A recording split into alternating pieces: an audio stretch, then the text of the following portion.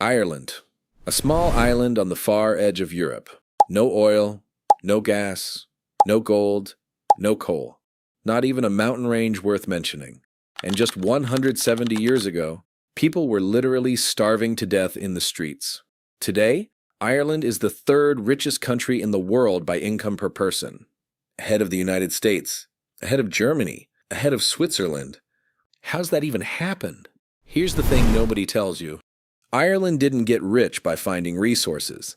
Ireland got rich by becoming one. By the end of this video, you'll know exactly how a country that had nothing pulled off one of the most insane economic turnarounds in modern history. Let's go back to the beginning.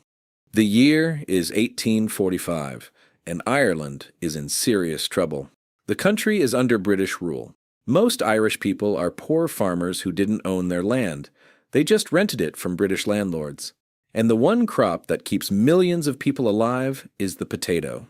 Then a fungus hits.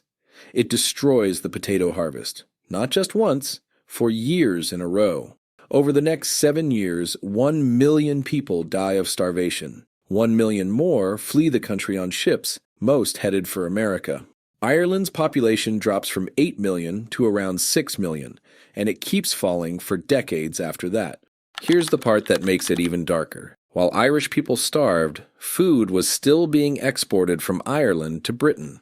Landlords kept shipping out grain, beef, and butter because they could get paid for it. The British government's response? Mostly not our problem. This wasn't just a famine. It was a collapse of a people, a culture, a country. And it burned something deep into the Irish identity, the feeling of being left behind, of being treated as less than, of having to fight for everything you have. That feeling, it would later become rocket fuel. Fast forward to 1922. Ireland wins independence from Britain. After 700 years of foreign rule, the country is finally its own. But freedom doesn't automatically mean wealthy. For the next 3 decades, Ireland is poor, isolated, and protectionist. Protectionist means they put up walls around their economy to keep foreign goods out, trying to build their own industries from scratch. It sounds logical. It didn't work. By the 1950s, Ireland is still one of the poorest countries in Western Europe. Immigration is so bad that the population keeps shrinking. Young people leave for London, Boston, New York, because there's nothing for them at home. Then one man changes everything. His name is T.K. Whitaker. He's the head of Ireland's finance department. And in 1958, he writes a document that becomes known as the Grey Book. His message, in simple terms, stop hiding. Open up. Invite the world in. Whitaker convinced the government to scrap protectionism and do the complete opposite.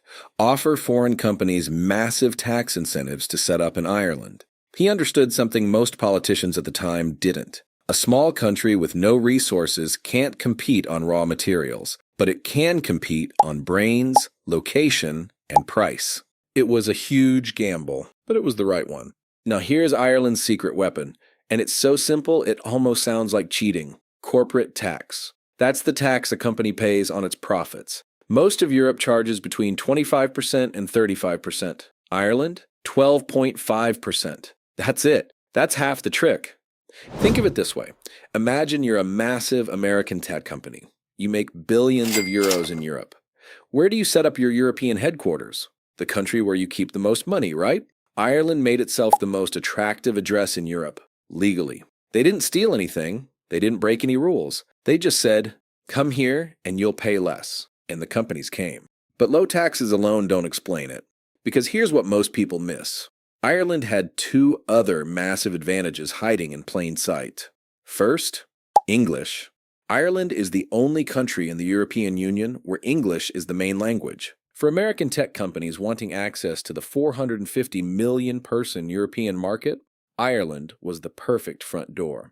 You could send your American managers, your American lawyers, your American executives, and nobody needed a translator. Second, young, educated people. Ireland invested heavily in universities and technical education from the 1960s onwards. By the 1990s, Ireland had one of the youngest, most educated workforces in Europe, and they were desperate for jobs. Low taxes, English language, educated workforce, EU access. That combination unstoppable. The 1990s hit, and Ireland explodes. This period becomes known as the Celtic Tiger. Like the Asian tiger economies, Singapore, South Korea, Hong Kong, that grew insanely fast through smart policy, not natural resources. Ireland's economy grows at up to 9% per year. For context, a healthy economy normally grows at around 2 to 3%. 9% is extraordinary. Unemployment, which had been at 17% in the late 1980s, crashes to under 4%. Wages rise, people stop leaving. For the first time in generations, Ireland starts attracting workers instead of losing them. And the companies? Intel arrives, Microsoft arrives, Dell, Pfizer, Apple, all set up major operations in Ireland. The country transforms from a farm on the edge of Europe into a serious business hub. One story captures it perfectly. After the dot-com crash in 2001, a man named Dermot Toohey from Ireland's investment agency literally flew to Silicon Valley and sat down with Google, PayPal, and eBay and said, "Come to Dublin. We'll make it worth your while." They came. Then 2008 happens. Ireland had made one big mistake during the boom years. The banks went crazy, lending money recklessly to property developers, funding a massive housing bubble. When the global financial crisis hit, Irish banks nearly collapsed overnight. The government bailed them out.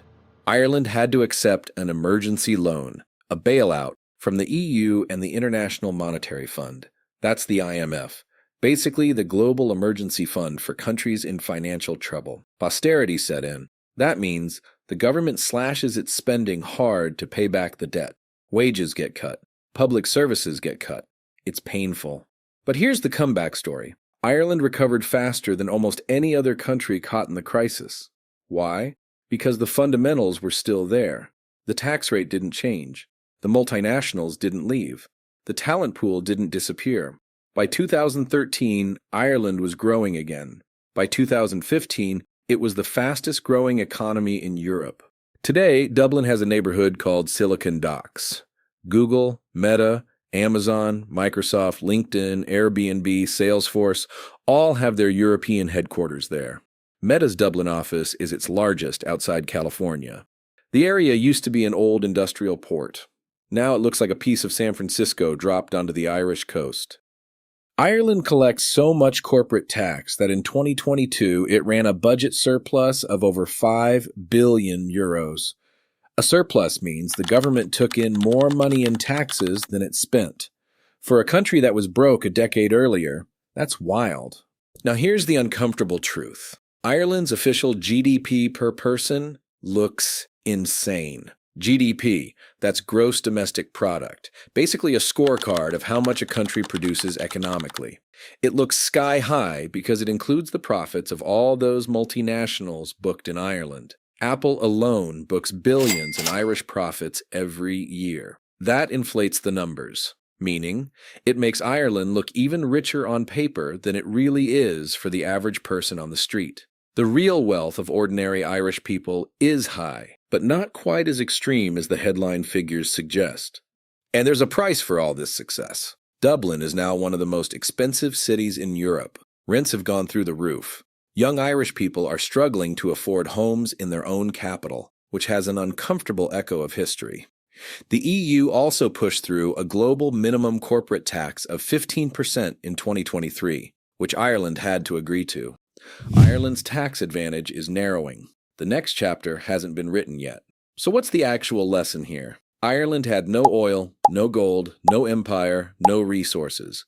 It had a famine, centuries of colonial rule, and decades of failure after independence. What it eventually had was a plan. A simple, ruthless, well-executed plan. Make Ireland the best place in the world to do business. Use language, education, and tax policy as the raw materials. And it worked. Switzerland did it with banking secrecy and neutrality. Singapore did it with trade and finance.